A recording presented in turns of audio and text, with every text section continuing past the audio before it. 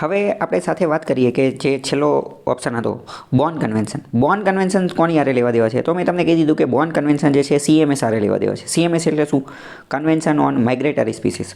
Born convention, Born નામનું શહેર જે છે અહીંયા ભરવામાં આવેલું હતું. અને એ જે માઇગ્રેટરી સ્પીસીસ જે છે, માઇગ્રેટરી સ્પીસીસ એટલે કે સ્થળાંતર કરવાવાળી પ્રજાતિઓ, ખાસ કરીને પક્ષીઓ, અથવા એને યાયાવર પક્ષીઓ પણ કહેવામાં આવે, સ્થળાંતર કરવાવાળા.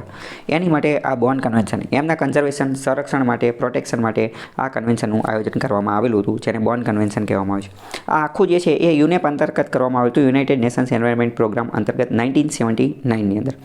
તો આવા બધા પ્રશ્નો પણ પૂછાતા હોય છે. આ મુખ્યત્વે જે છે એ કોની માટે હતું? તો કે એવિયન સ્પીસીસ. એવિયનનો મતલબ શું થાય? એવિયનનો મતલબ થાય બર્ડ્સ, પક્ષીઓ. કોઈ પણ ઇંગ્લિશમાં શબ્દ આવી જાય ને એવિયન, તો મતલબ કે એવિયન એ બર્ડ્સની સ્પીસીસ માટે શબ્દ વાપરવામાં આવે છે.